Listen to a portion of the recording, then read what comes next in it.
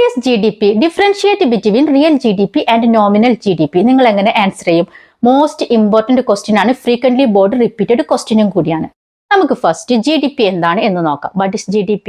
GDP is the total monetary value of all final goods and services produced within country's border for a specific period, typically a year or quarter. അതായത് രാജ്യത്തിന്റെ സാമ്പത്തിക വളർച്ചയുടെ, അതായത് രാജ്യത്തിന്റെ സമ്പത്തിന്റെ ഒരു picture നമുക്ക് മനസ്സിലാക്കാൻ വേണ്ടിയിട്ട് ഈ GDP നമ്മളെ സഹായിക്കും. അങ്ങനെയാണെന്ന് വെച്ചിട്ടുണ്ടെങ്കിൽ റിയൽ GDPയും നോമിനൽ GDPയും തമ്മിലുള്ള വ്യത്യാസം എന്താണ് റിയൽ GDP, എന്താണ് നോമിനൽ GDP?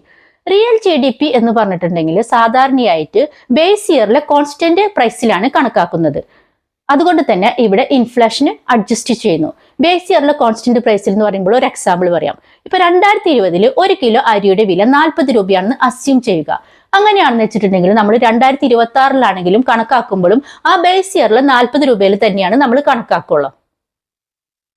അതുകൊണ്ട് തന്നെ ഇവിടെ യഥാർത്ഥ ഉൽപാദന വർധനവാണ് കാണിക്കുന്നത്. പക്ഷെ നോമിനൽ GDP എന്ന് പറഞ്ഞാൽ എന്താണ്? നോമിനൽ GDP എന്ന് പറഞ്ഞാൽ കറന്റ് ഇയറിലെ മാർക്കറ്റ് പ്രൈസിലാണ് കണക്കാക്കുന്നത്.